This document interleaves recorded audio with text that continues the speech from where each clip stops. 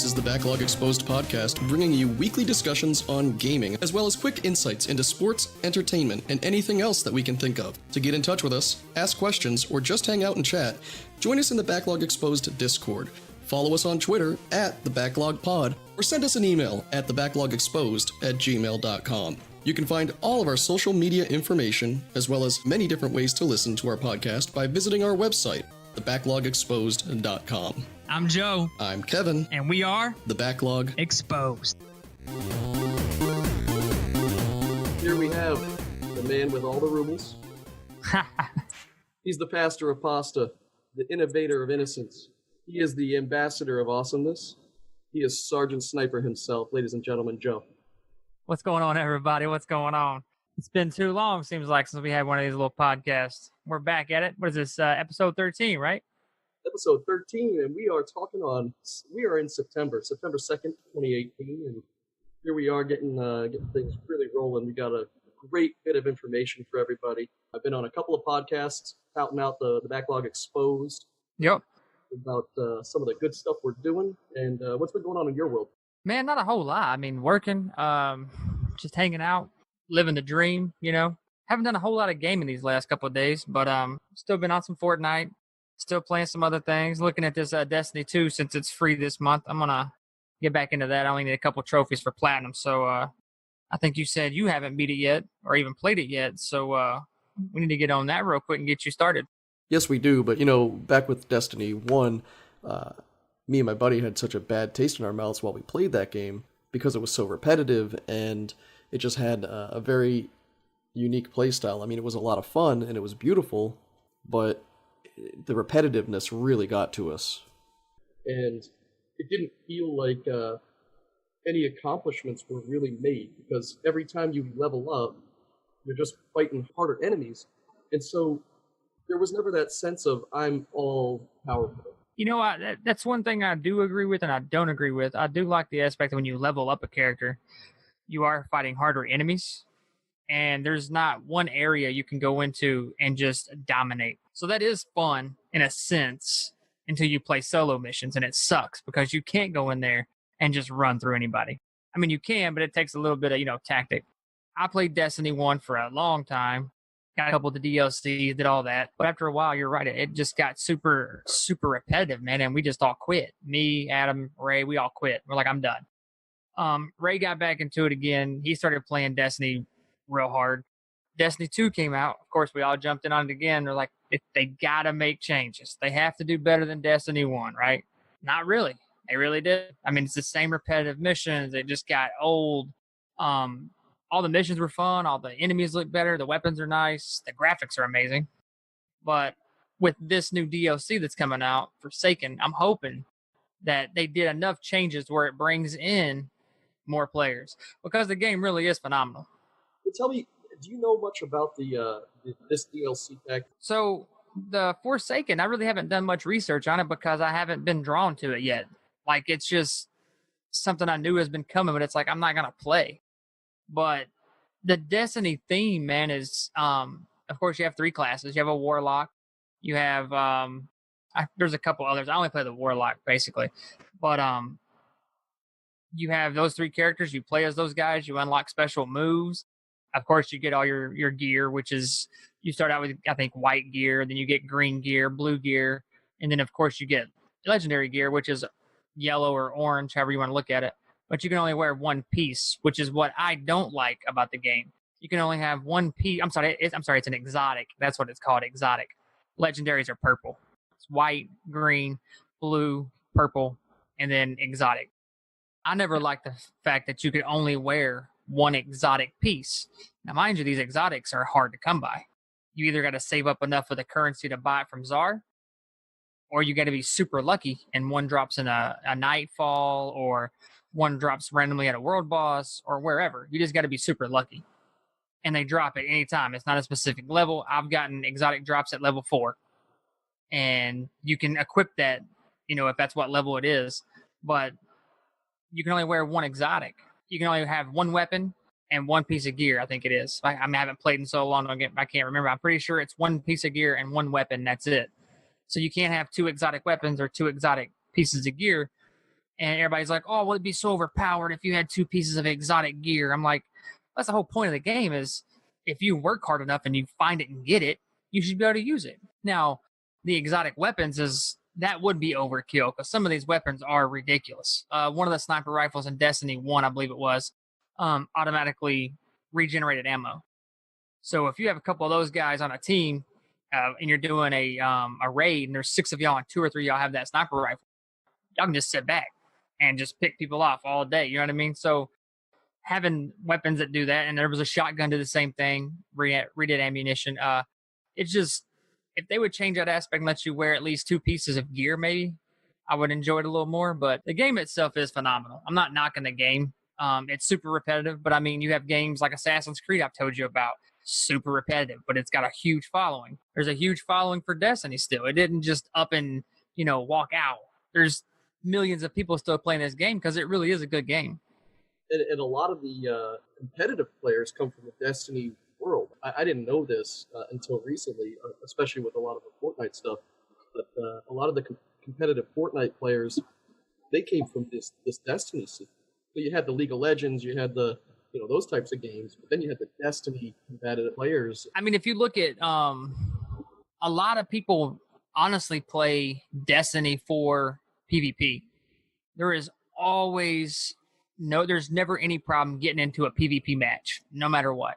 And there's like I think 3 or 4, maybe 5 different types of PvP maps you can get into. And at any time, any day, any hour, you can log on Destiny, boom, you'll be in a PvP match. And it plays like Fortnite. Except you can't build, but there is, core damage where, you can do, I think your max health is 100 or whatever it is.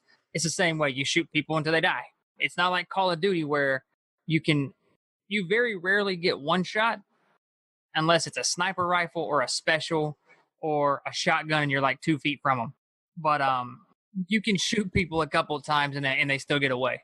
So it's like playing core Call of Duty almost, but you're jumping around and you're throwing grenades and you're putting shields up. And I mean, I played it for a while. It was fun, but to me it got old pretty quick. But the game itself we played and I really enjoyed the game. It just, once you get to your light level and there's nowhere else to go, there's no like urge to keep playing the game. I think that's what happened in Destiny 1 for me. I got to a level where there was no benefit to keep going because my light level was maxed out. So, I mean, I could play just to play the game. Yeah, but I mean, it's the same levels or same missions you're going to play, same dailies and all that. But I'm definitely going to play Forsaken. I mean, I think I'm going to go ahead and buy it, play it. Like I said, man, it's not a bad game. It's just, I feel I pay $60 for a game that doesn't have enough playtime. Because I'm not a big fan of replaying games. Like if I beat a game, besides Borderlands 2, I'll play that sumbitch and beat it and play it again right now. But for Destiny, like leveling up 3 characters, for instance, that's part of your trophies. You know me, I'm a huge trophy finder or hunter. And to get platinum in that game, you have to level up the 3 different characters and find all 3 of their subclasses. Well, I played a Warlock, of course, maxed them out, got all 3 characters, or, subclasses. Then I started playing a Titan. That's one of them, a Titan. And I can't think of the other one's a third one. But I started playing my Titan, and I just got so bored because all these missions are the exact same. But you got to have that itch, man, to play that game. Some days when we did play, I was like, dude, I'm in it. And we played for hours. And then some days we'd turn it on, and I'd be like, nah, man, I'm good. And we play for like a half hour, maybe 20 minutes. And I'm just like, nah, man, I'm good. But, me and Adam and Ray had already beat the game together, and there was no real need to play. But if you, like you said, you've never played it, if you download it, dude, I'll jump on tonight with you, and we'll go through some levels, because it is that fun of a game to play. I definitely will, because I saw you playing it before, but, at the end of the day, if it's too repetitive, I won't play forever. But then again, It's not, you can beat it. You'll be able to beat the game and maybe even max out your light level before you get bored. That's 100% for sure. Because when we did that, we weren't bored with it at all until we beat the raid, got all the trophies, and we're looking at the game like, man, what else is there to do? And you get back to that, oh, we can go to the tower or the village and get our dailies again. And you run through your dailies and you're like, oh, okay, your dailies are done. oh, let's go fight some world bosses. After about 3 or 4 world bosses, you're like, cool. Yeah, I'm done. You know what I mean? And that's how it felt. And that's what pissed me off because it's the exact same way we felt about Destiny 1. I mean, we played the shit out of Destiny 1 though. We put some hours in that game. What do you think is this is the Halo, this is Bungie, right? So You know, I've never played one game of Halo in my life because I'm not an Xbox person. But I don't know, man. I've never played Halo. I guess maybe a longer story mission, possibly, or a probably the nostalgia aspect really brought people together. yeah, or more side quest, or just whatever. Like to me, Destiny has the potential to be one of the greatest games in my mind. It really does, but there's just lacking missions and story. And I mean, the story is good. I mean, I can't get into the story because I can't even remember much about Destiny 1 and what all was going on. But the story aspect is really good to it. It's just I want a longer story, or at least give me a shit ton of side missions. You know what I mean, or something to keep me busy. Because, like I said, matter of fact, when they had the DLC for I think it was Destiny 2, whichever one it was, we played it and we beat it in like a couple hours, like the whole DLC. And I was like, whoa, what is this? Like, did I only download a third of this DLC, or what? And then me and Adam and Ray was like, dude, that was it. That's the whole DLC. And I'm like, wow, we waited that long for maybe 4 or 5 hours. I mean, I felt like we beat it in 2 hours, but it wasn't very long at all. And then you're done. Yeah, that's a shame. Well, aside from Destiny 2, I know that you've been playing a couple of other games kind of sporadically over the last couple of weeks. Fortnite, I just want to touch on one of the things with Fortnite. We could get into that for hours, as always. But of course, in Fortnite, they're going to be separating players soon by input type. This is hell yes. Absolutely. I'm so tired of playing with a bunch of damn keyboards and mice on a freaking PS4. And the guys that's doing it when they spin in a 360 and there's freaking 19 walls, a roof, a door, and a kitchen table made. It's like, come on, man. Are you serious? Like, how'd you even make a kitchen table? We don't have that option. But he did. I went and played. I hooked up the mouse and keyboard, and I just have not been a mouse and keyboard guy for so long that I can't get into it. I don't like it as much. I've tried. I know that there's a lot of hate out there for controller players and vice versa, a lot of hate for the mouse and keyboard players. It all really comes down to preference. But when you are able to do more because you can customize yourself with a mouse and keyboard, as opposed to being able to customize the controller, then you're really limited. Now, if I had the option to customize the buttons on my controller exactly how I wanted, just like a keyboard player could, then I wouldn't feel that it's a discrepancy. I'd say, you know what? This is my preference to play with the controller. Your preference is mouse and keyboard. Let's see who wins. Oh, I don't have the ability to remap the buttons myself. Exactly. I can't say left paddle is always a wall. 100% of the time when I hit that button, a wall goes down. But they can on the keyboard. Well, the thing about the keyboard is they're always like, oh, well, they gave you Builder Pro. Negative. You still have to hit circle to start Builder Pro. And there's always that delay. Like here recently, I've noticed a huge delay when placing traps. I will pull out circle to build my material. I'll hit square 7, 8, 9 times, and it will not go to the trap. And then finally to go to the trap, and it's like, that 2 or 3 seconds I've wasted, I could already got killed. But a keyboard and mouse, there is like no delay, and you're always, like you said, you got AW or ASD or whatever the hell they use for walking or whatever. And then, your keyboard or your mouse, you're always moving and shooting. Well, guess what? While you're moving, you can always have 1, 2, 3, 4, what you want. So you're constantly moving. You got all these abilities. Well, guess what? On a controller, you got one joystick that makes you move. Yep. My thumb. And then there's always an advantage with a keyboard player. I don't care. You're never going to tell me or you're never going to convince me any different. If you're running a keyboard on a PS4, you're always going to win at battles, or at least a building battle. Yeah. So I think this is a great change. I think you're going to see a lot different type of play on the PlayStation and the Xbox when they implement this, especially even on mobile.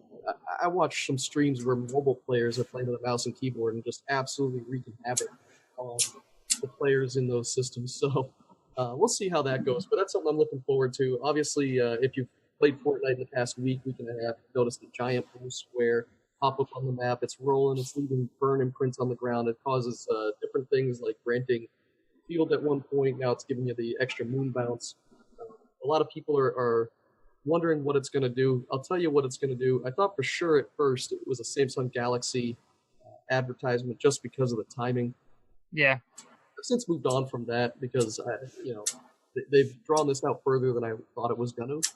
But from some of the leaks and stuff, I've heard that it's moving its way around the map. It's going to hit all the rooms, and then it's going to fall in a lake of some sort. Well, how many lakes are there on this map? Loot Lake. I think we're going to be saying bye-bye to Loot Lake for Season 6. I sure should. Thank God. Because that's the worst place to land. It's not lootable. There's no damn loot anywhere except in 3 boats in the middle of a lake that you can't even get out of.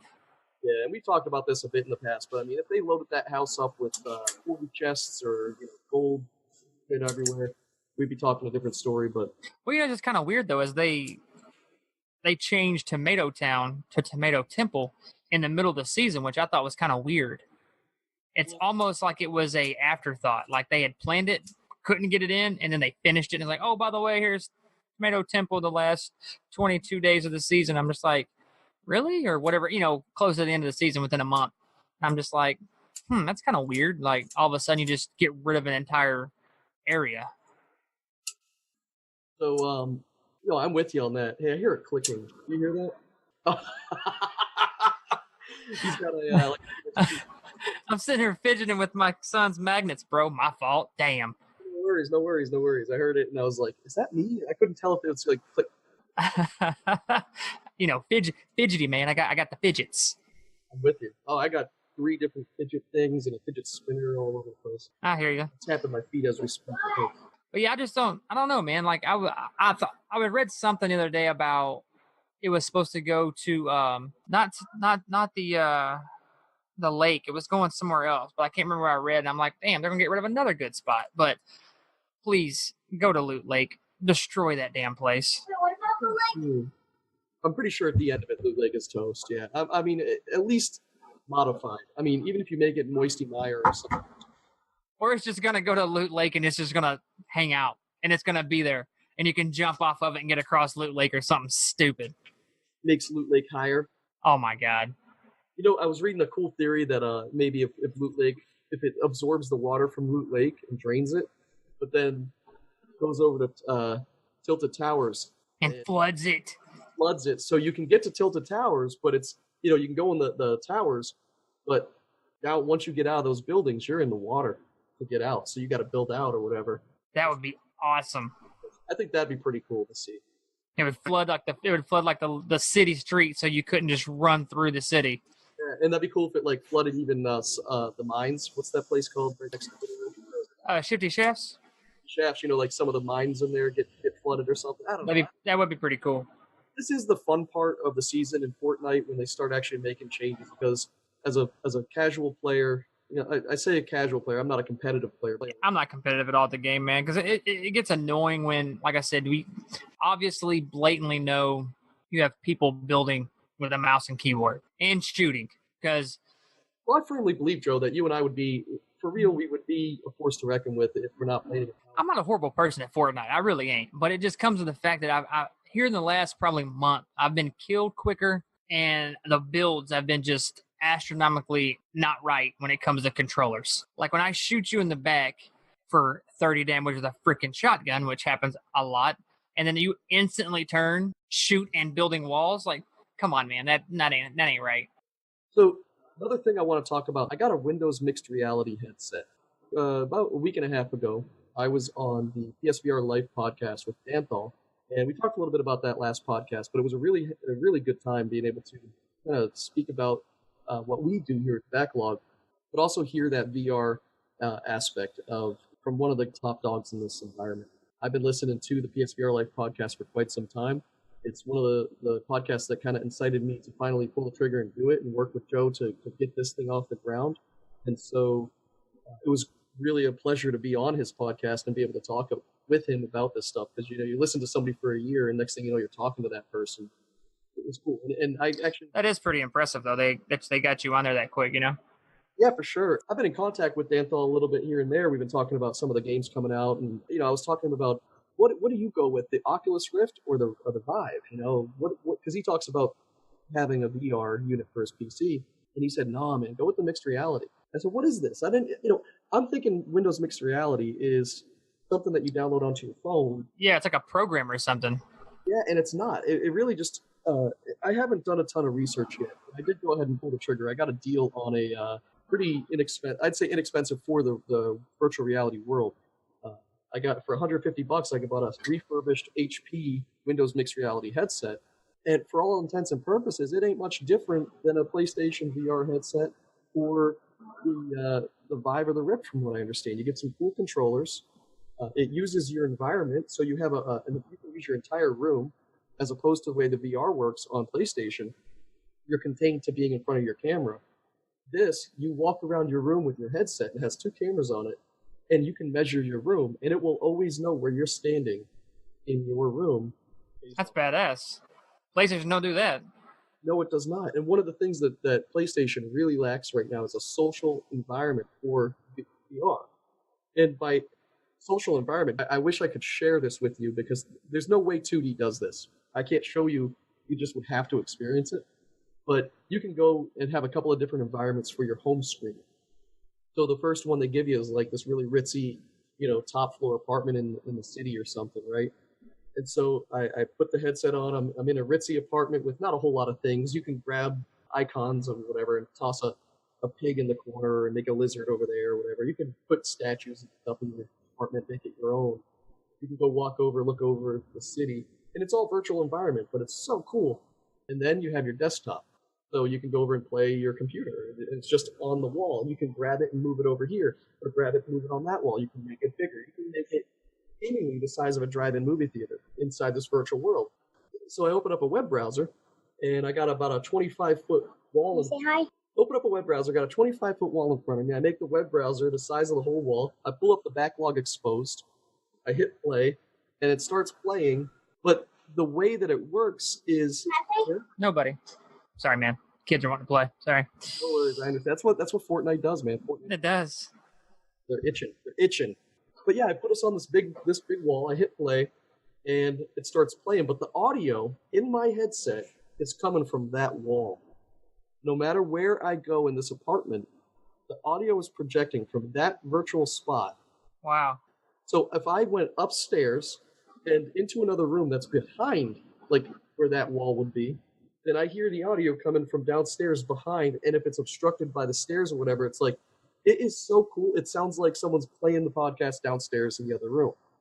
Very faint. That's awesome. Then you go down in the other room, and you get closer, and you can hear it coming out of this ear or that ear.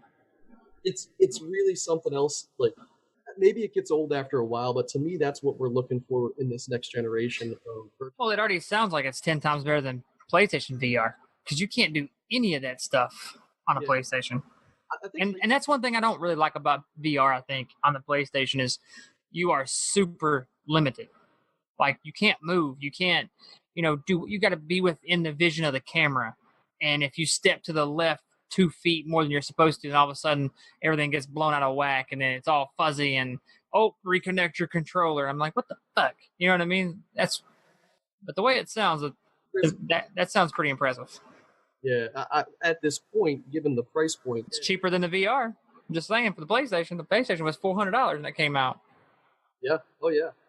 So I still am standing by the PlayStation VR, but I'm giving this Windows mixed reality a taste. There's actual applications and programs within the Steam store for this, and I guess you could buy actually pretty much any game for this, and there's converters and stuff. So like you can have an Oculus Rift converter for Windows mixed reality. Well, I mean, it's a computer too, though. It's always going to be, in my opinion, a PC is always going to run faster, smoother, and better than consoles for right now. But what I'm really hoping for, man, for the next 5 to 10 years is one console or a PC that plays all consoles. Like, we have emulators, but instead of having an emulator, because, everybody hates that word emulator because it sounds bad, but they're out there. But instead of having an emulator, you could have the PlayStation Store, Xbox Live, the Wii store, the Nintendo Switch store, all of that on your PC. To me, that would be badass if you could go build this awesome gaming PC, create a Microsoft account, create a PSN account, create a Nintendo account, and you have the ability to buy those games, download it to whatever program that they make a release, and then you're done. That right there though would destroy the console industry, I believe, though, because everybody would have a PC. They do have a workaround for this right now with some games. It's not the whole library, but you can do that. You can get a PS Now account and you can play some games on your PC. But it's all streaming, it's all virtual, it's coming from the cloud and stuff. So it's not 100% what you're talking about. I agree with you. You should be able to utilize your PlayStation account. All these games I've downloaded, all these games I have on my PlayStation account, keep paying for that PlayStation Plus. I'm all about that. But be able to play on my PC. They're not going to lose any money. If anything, they're going to gain more money. Because if you look, some games are exclusive. Like, for instance, one of my buddies at work, he's a big PC gamer. And he was like, or he's a big PC gamer and an Xbox gamer. He said, am I really going to go out and buy a PlayStation 4 because I want to play Spider-Man Friday so bad? And I'm like, are you really thinking about spending $400 for one game? He's like, yeah, I am. I've heard a lot of streamers, actually I was talking to my buddy tonight about this, a lot of streamers buying a PlayStation 4 for this damn game. It's that good looking. I know, dude. Trust me. I'm got goosebumps right now talking about it. It's fucking pumped, bro. Oh, I'm so pumped, man. I can't wait. It better live up to its fucking hype because they've hyped the shit out of this game. And I'm telling you, I can't wait. For some reason, I feel like we've waited long enough for a Spider-Man game like this. They could really fail huge if it doesn't. But I just don't think they're very confident in their marketing and stuff. I don't think it's gonna. There's no way it can fail, dude. It looks too good already, and the gameplay looks amazing, and it just looks too good. Hey, one other thing while we were still talking about some of that VR stuff before I get too far away from it is this last weekend. I was talking about the PSVR Life podcast, but I also got a chance to meet up with Adam and Alex. Joe and I were supposed to both be on this podcast, but one of the benefits of living in Kentucky is the seclusion away from a good cell phone service. So Joe wasn't able to join. Hey, I don't know how good that is, but you live in the mountains where I live, bro. You might get cell phone service one day and you won't get it back for a week. But yeah, we were slated to be on that podcast. I jumped on, and so it's the Play PSVR podcast. You can find them at playpsvr.com. I do not believe the episode is dropped as of the date of this recording, 9/2. But it should be out there by tomorrow, maybe Tuesday, 9/4. So keep a look out there, playpsvr.com.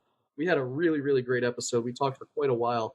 Tends to happen with me when I start running my mouth, and especially when Joe and I get going, we can't stop. So yeah, we get to talking. We can do it all day, bro. Oh, man. And this podcast is too easy for us, man. We just run with it.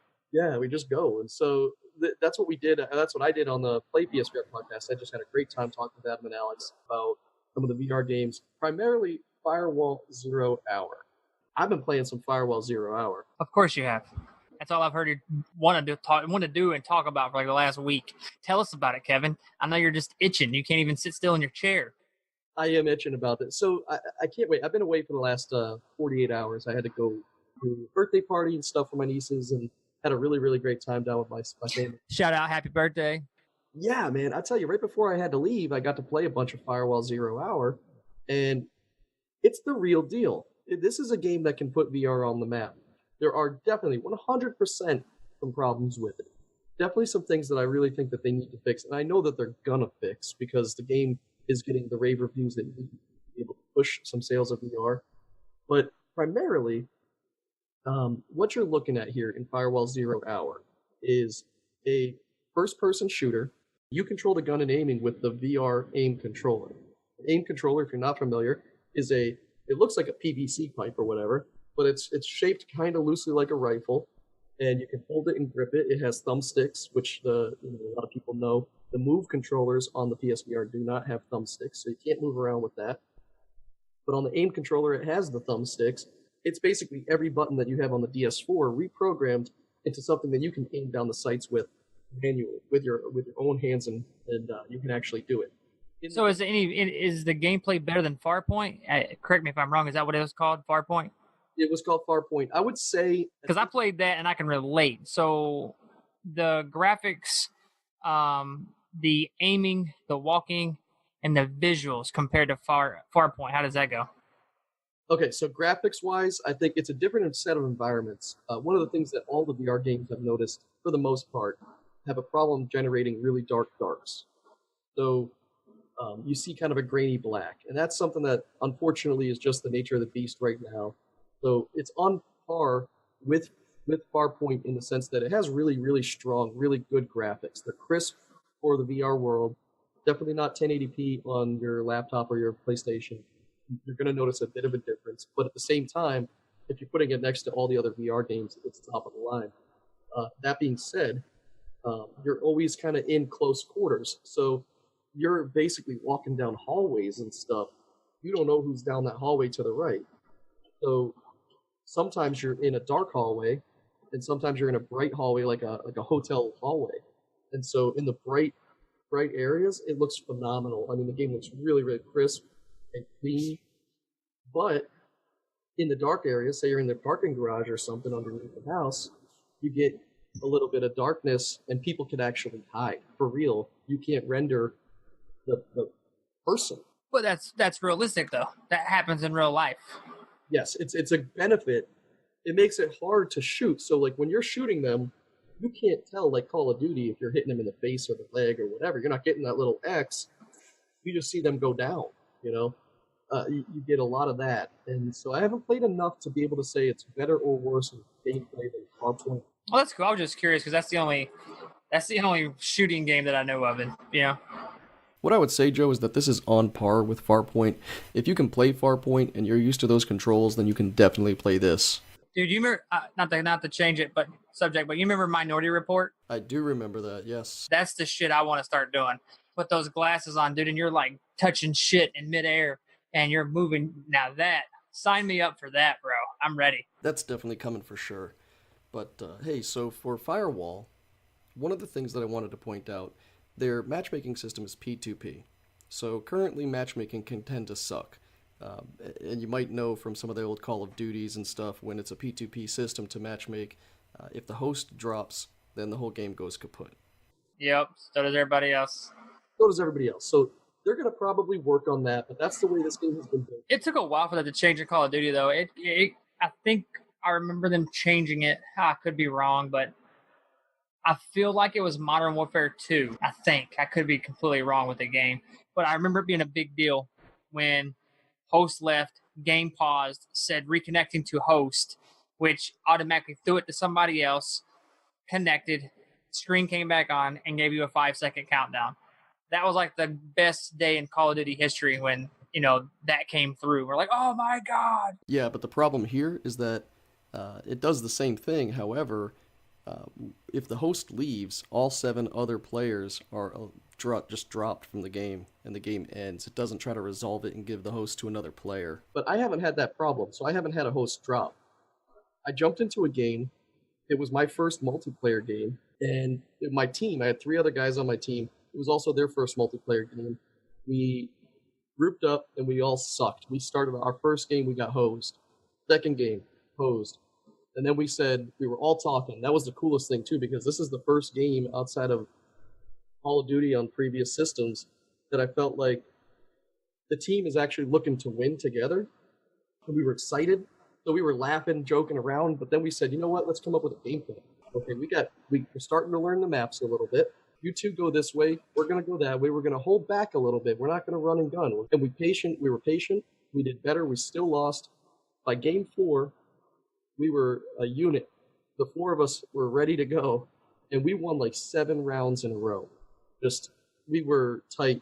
And the cool thing about the game is it keeps you guys together as long as you all stay in the game.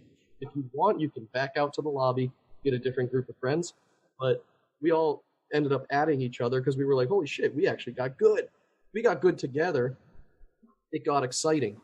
Now, one of the downfalls, it's super slow in movement. Not in the gameplay, but the movement. Because it's a tactical. You're not running like Call of Duty. There is no sprint. There's just kind of walk, and then there's kind of walk a little bit faster. Yeah. If you get downed, you can't crawl. So if you get downed and you're still in line of sight of the person shooting you, you're toast. Especially if you're not near your teammates. Helping somebody out and trying to revive them puts you at a great risk. And being 4-on-4 with no respawns, the games can go quick. So there's a minute lobby and quick games. You do feel like you're waiting around quite a bit in this game, especially if you die early in a round. Because the rounds can go between 4 to 10 minutes, but some of them are real quick. I mean, we won right away. Boom, boom, boom. Get the, kill the 4 guys and get the laptop and hack it or whatever. Game's over.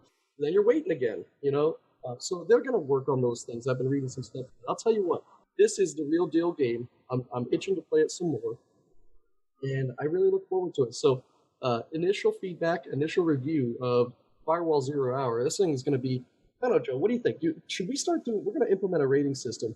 I don't like the 0 to 10. I like the Metacritic, like 0 to 100. Yeah, dude, because, I don't really like the 1 to 5. I mean, give me 1 or 5 stars. No, man, I want it to be realistic. You know what I mean? Like, give me that 100 rating. I got grade out of 100 when I was in school, right? Why can't I get a game 100 rating? Come on, man. I mean, I always got 70s when I was in school, but hey, I made it out. Hey, 7 out of 10. Yeah, 7 out of 10 ain't bad. I'm going to go ahead and give this one 90. Oh. A strong 90. Because it's relative, right? It's relative to the system you're on. It's relative to the games that you're playing in that genre and whatnot. I'm not comparing this to Call of Duty and Battlefield and all those games. I'm comparing this to strictly VR games. Strictly VR games, and it's one of the strongest VR games out there. It definitely has it needs a lot of help, and who knows what the player base is going to be like. If it dies off quick or sticks around. I mean, it's just like any game, man. When it comes out, it's always got bugs. But if you have enough comment, enough, relays to the developers and a large enough group, they're going to make it better. Yeah, I think they're going to work on game styles and game types and stuff. Kind of like Fortnite has, like, hey, look at all these different modes. If they start doing that, maybe they'll give us a team deathmatch style where you can respawn. I hope that they do. That'd be awesome. I love playing for 15 minutes. I could see that coming into play pretty easily, dude. I mean, because everyone's going to get tired of that same game mode. And like, come on, dude, drop us something else. And then they'll probably drop a team deathmatch or a, 10 versus 10 or, something like that. It'll happen. Yeah, so I'm going to give this a strong 90. I'm not going to go crazy and say it's a 100 best game ever. But going forward, I'm going to update that review as they make changes to the game. I think that's fair as well. If they change the game and fix it or make it worse, then the review will migrate to a different thing. So I'm going to write up a review on our website, backlogexposed.com, and I'm going to include this information, give it my rating, and put a little asterisk there because I haven't played it for more than 5 hours. So I don't think it's fair to give it a conclusive rating, but at the same time, I can conclusively say right now, yeah, it's a strong game for me. Oh, yeah. But Joe, you've been playing some Crew 2. Can you tell us about that, what it is, what it's like, and why it's 2? Yeah, man. So, I haven't been playing Crew 2 yet. I've been playing the Crew, getting my mind back in for the Crew. And, of course, the racing game. I think I'm 40 or 50% through the Crew. And it's just collecting cars and races and, you got different types of races and stuff like that. It's interesting, but I'm still trying to find something that's drawn me into the Crew 2. I really want to get it. But like I said, this is a tough week because there's a couple games I'm looking at I want to buy, but I'm going to be playing Spider-Man come Friday. But the Crew's fun, man. It really is. I mean, what is different about the Crew than? Well, Need for Speed, man, is just basically fast cars. You know what I mean? Races, fast cars this, fast cars that, whatever. But the Crew, you can have monster truck and do, races with a monster truck, or you can do different hot rods. If you found I think it's the 5 pieces to the hot rod. Just stuff like that, man. It's an interesting game. It's not necessarily the, it's not necessarily like Burnout Paradise. It's not like Need for Speed, any of those games. It's different. It's slower, obviously. A lot of the gameplay is slower. There's not really too crazy of a story, but for me, I like racing, and it gives you all different aspects of racing. So it's fun. I do enjoy it. I do want to pull the trigger and get Crew 2, but I think I'm going to play Crew, finish up a little bit before I jump into Crew 2. I'm almost done with it, but I think I'm going to go ahead and play the rest of Crew 1, which is a good game. It really is. It's just slower than your normal game, racing games. I'm gonna But play Paradise. nobody. I wanna play Paradise though. In a minute. That's Caleb, aka my mini-me. Caleb don't care. He don't, man. He knows I'm on a podcast, but he don't care. Say hi, everybody. Just say hi. Hi. Say I love to aggravate daddy. No, we don't. I know you do. I'm just kidding. But another one I've been playing Call of Duty 4 remastered. I've been getting back into that. Got to get my my rusty shooting skills out of the ditch here. Still doing. Gotta get your mindset off the Fortnite style of play and back into Call of Duty. Yeah, man. Me and Adam played some remastered about a week ago, and we jumped into a lobby. And man, I was trying to build a wall and shit. I'm like, this ain't Fortnite. What the hell? I'm standing in the middle of a map doing circles. Adam's like, what are you doing? I'm like, bro, I don't know. I'm trying to build walls and shit. I don't know. But once we started shooting, man, those bullets went where you went or where you were aiming. 2 bullets, dude was down, sniping every time is a one-hit kill. I was like, oh man, if I miss this, you know, we go on a little rampage sometimes. But the reason I like going back to Call of Duty Remastered is there's 3 kill streaks. That's it. You get a UAV, you get an airstrike, and you get a helicopter. That's it. There's no paratroopers jumping down. There's no damn robots going across the screen. You know, it's simple, it's easy, and it's fun for hours. You know what I mean? But I'm itching, man, for Modern Warfare 2. You know, oh, speaking of that, hold up. I'm glad you mentioned that. Modern Warfare 2. Did you know the Xbox released an update? If you had the Modern Warfare 2 CD for the Xbox 360, put it in your Xbox One. It'll work. In Xbox One? Yes. No. Yes, bro. I saw a video. I could be wrong. I could be looking like a fool right now, but I've read multiple articles and I saw a video of a guy placing his Xbox 360 Modern Warfare 2 CD in an Xbox One, and it was reading it. And then the meme below it was, oh, guess what? PlayStation 4 guys, you can't do that. You know what? So What? I just typed the letter MW into Google search. I guarantee it popped up with Modern Warfare 2 is going to the, yeah. It filled it in. MW2 on Xbox One. That was the first, 2 days ago. I told you, man. I made it backwards compatible. Holy Christ. I'm going in tonight.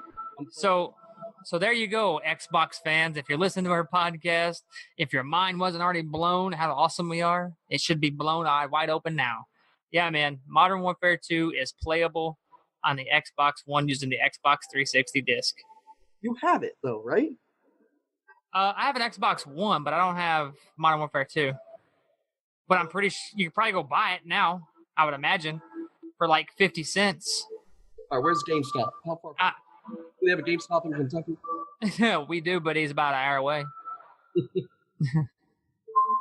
But yeah, man. Other than that, man, it's been playing the Simo stuff, Fortnite. Oh, there is a cool game for you kiddos out there.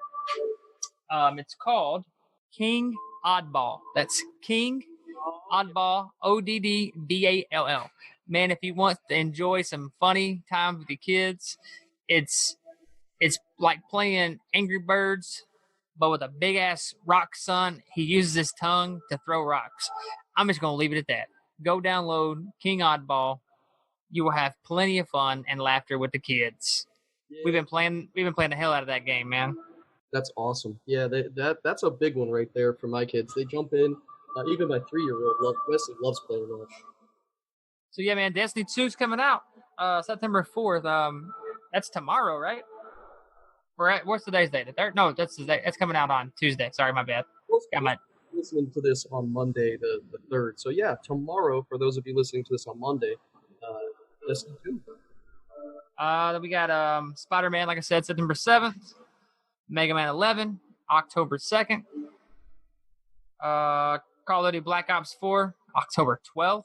Don't you dare skip over my game, Assassin's Creed Odyssey, October. Well, I did that on purpose because that game's garbage, man. Come on. I've told you this time after time after time.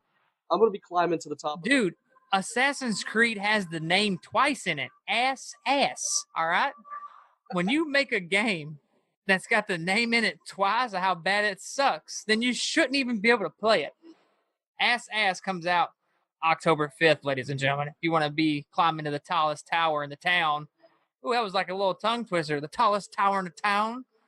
This pyramid in the park. Or true. I'm climbing them.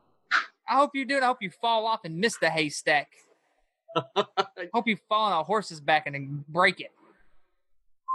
Why are you so mean about the horse? I don't know, dude. Don't hurt the horse, man. The horse is a good guy. He's a good animal. And then, of course, Red Dead's coming out October 26th. That's going to be That's a big one. I talked about, played all over the world game. Fallout 76. Never really played any of the Fallouts, man. So I'm kind of interested to see how this one goes. I heard a lot of talk about it. So, you play Skyrim or any of those games?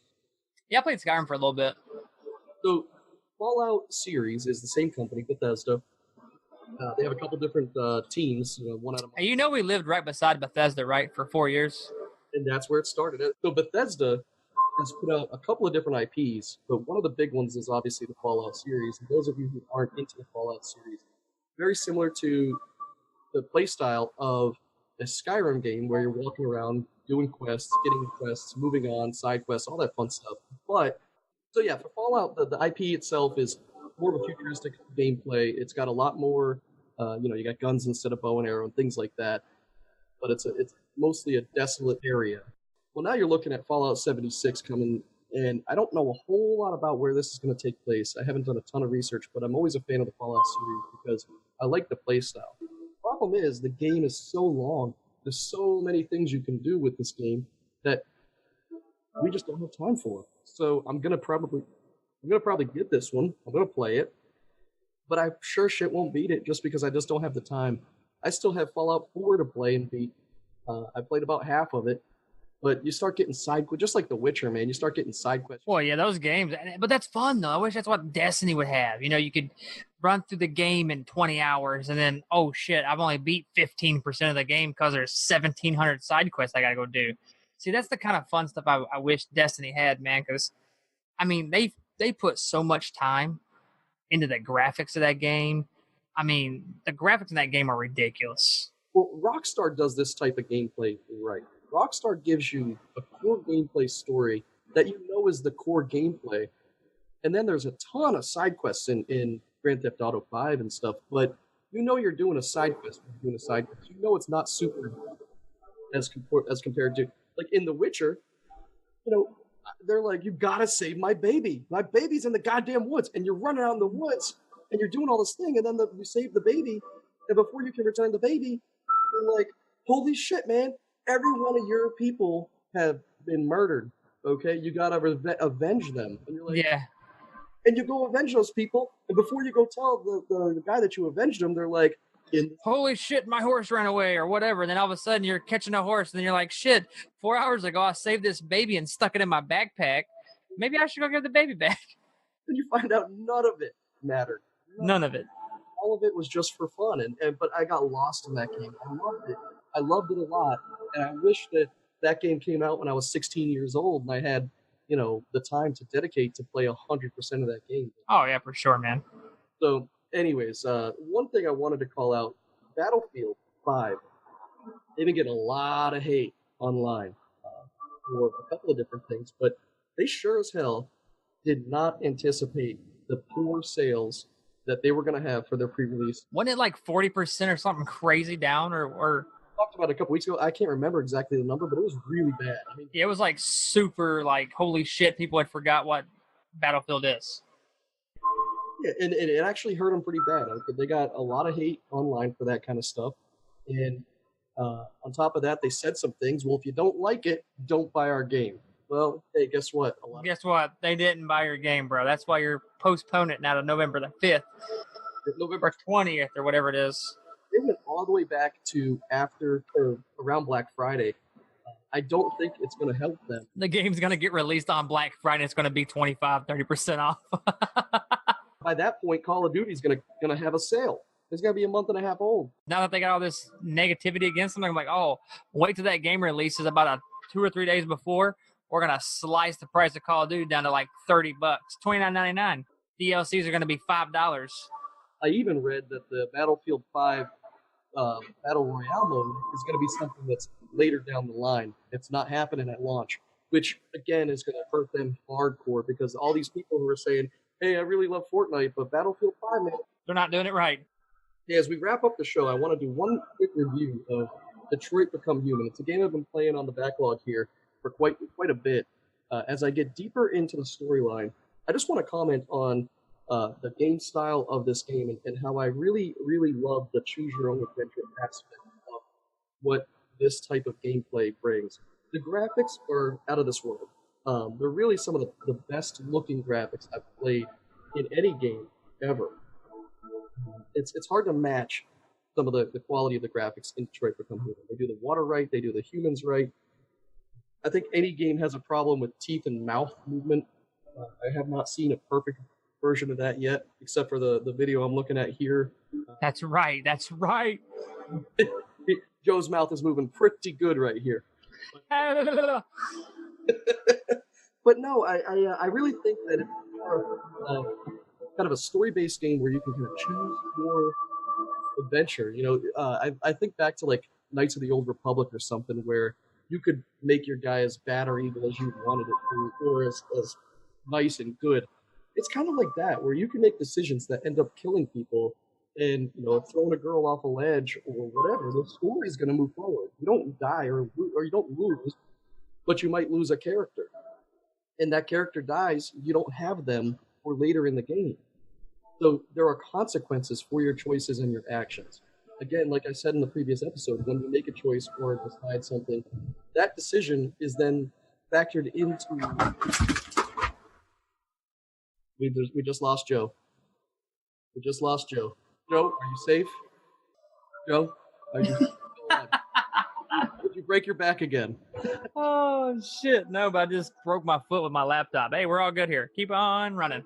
All right. So, yeah, when you get a game like this where you can make decisions that actually affect the outcome of the game, it might shorten the game by a significant amount because the character is no longer there and that storyline is eliminated. I like that. It gives you the option to go whatever route you want. You can see the end result. You can see how many people chose the path you chose as compared to the path of other choices. You may not necessarily see what those choices are because the mystique of the game is possibly going back, replaying those missions, and making a different outcome for you. But I really, really think this is a super strong game. I hope it's an IP that continues. I doubt it because this company, Quantum Dream, they've produced a couple of different games beyond Two Souls. I think I could be wrong on that. But they produce quality content with high-quality graphics and a great story. I'm super, super excited about completing this game. I have not completed it yet, but I'm going to give this one a strong 80, 85, I think. 85 on this because of the quality of the game. It's not a super... It's a pretty good rating, though, too, because you've played many, many hours of it, unlike, the other VR game. You played about 5, so... Yeah, and I just think from an aspect of the type of gameplay where you're... I really relate it a lot to LA Noire in the sense that in LA Noire, you're trying to factor... You get a case to solve, and you go to the crime scene, you look around, you do your observation, and then you meet one-on-one with somebody, and you're trying to determine if they're lying or if they're part of the crime, or can they help you get more information for solving this crime. It's very similar to that, except you're a cyborg who can see way deeper than a regular investigator. In this game, you can observe an object, you can see what happened, and then you can rewind time with that object. And then you can kind of digitally see what occurred, how did that object land where it's at. And then you might have a missing piece. So you have to do some things to find that missing piece. That's the puzzle or whatever. So it's like some Iron Man shit when he does that, yes. You know what I mean? That whole crime scene thing. Absolutely. And then you get that bit of information. Now, if you choose not to do that, then you don't have that information to carry on as you're trying to crack the case. Right? Oh, so it's like if you bypass that one part, then you don't get to come back and do it. Correct. Oh, shit. I'll give you a great example from the first scene is there's a girl being held off the ledge of a building, you know, and you don't know much about the scene, right? You just know there's a girl being held off the ledge. You could walk straight to the girl being held off the ledge and try to stop the guy from doing it. He might chuck her off the side of the building. He might kill himself. He might kill you. You might try to dive and stop. But if you skip all the details on the back end, you can't go back. There's only so many choices you have because you haven't gathered information. Now, if you go gather information, you find out this is a cyborg that worked for this family and found out that they were upgrading their cyborg. So he was going to be cast away, and he found out that they were getting an upgrade, and he got pissed. And his emotions were programmed into him, so he reacted. He killed the iRobot. Yeah, and then he was upset because the girl said, "I love you," to the robot in the video, and he believed it. He believed that she truly loved him. But now, how could you replace? So they made a video game about Sonny. I get it. So you could, if you come armed with all that knowledge, you can talk this robot down, and you can bring him off the ledge, and you can save the girl that way. Or you could just run and gun style, go in there, and be like, "Fuck you, dude, put that girl down." That's probably what I'd do.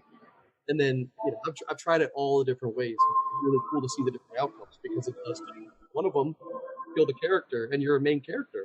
You can kill yourself by knocking that guy off the side of the ledge and saving the girl, and then you can't play that character anymore in the game. So I went back and played it a different way, and I get to keep the character in the game. So yeah, I definitely think this is go buy this game. You can find this game on sale already. It's been out for a couple of months. There's definitely deals and sales for this game popping up. If you see it come in, I'd say it's worth a $40 purchase for sure. Probably even, I'd pay $49.99 for it. Call me crazy. I know it's not super long, but it has replayability if you care about the story and you want to alter the story. If you just want to zip through a storyline and play it once, wait till it goes on sale a little bit more, maybe $30, but definitely a strong game. The graphics are good enough to kind of shock you a little bit. It shows you what the PlayStation is capable of. So hats off to Quantic Dream for a great game, as I look forward to. I definitely look forward to beating. So our website, of course, is the backlogexposed.com. You can go on there, send us messages, get in contact with us. Our Twitter account at the Backlog Pod. Again, go on there, send us messages. Let us know if you liked our podcast or any of our podcasts. Games you want us to talk about, games that you've played and we've already talked about, and your inputs on ours, what kind of direction we should go with that. Instagram, same thing, at the Backlog Pod. Our Facebook page, obviously facebook.com/the Backlog Podcast. Again, you can go on there and friend request, us on there. Any messages that's sent, me and Kevin will 100% go in there and message you back. We're not going to go in there and let you send messages to a fake account or to a blind account. We do monitor those accounts. Same thing with our Google account, Gmail, all that stuff. Backlog Exposed at gmail.com. Again, that is a monitored account. We're not just throwing out accounts for you to randomly send stuff to us. We will monitor those and get back to you if you have any questions, concerns, or, hey, Kevin, Joe, you guys are dumb because this game's amazing and you rated it a 40. Hey, we'll take that. We'll hear it from you. Let's go. Send us some messages and, we'll definitely get back at you. Or if there's games you guys want to talk about, or if there's games you're playing that we're not playing and we should be, let us know. I'll definitely put it on the backlog, or I'll definitely go download it or buy it just so I can see what, our listeners are playing and what they're doing. A couple shout outs, obviously Lucid Sound headset I'm wearing right now.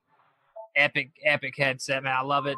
I use it for the podcast. I also turn it once the podcast is over. I jump on the PS4 and I'm playing with it on the PS4. It's a great headset. LucidSound.com. Use my promo code Team EMAR. That's TEAMEMAR. Save 20% on any purchase. So it's a pretty good discount. You really can't find a 20% off discount too much anywhere anymore. It's usually 10. Other than that, man, hit us up on any social media site you're on. I don't care if it's Facebook, Twitter, Instagram. Send us an email. Go to our website. Wherever you need to go to get in contact with us, I'm telling you, I promise you, we will get in contact back. What you got, Kevin?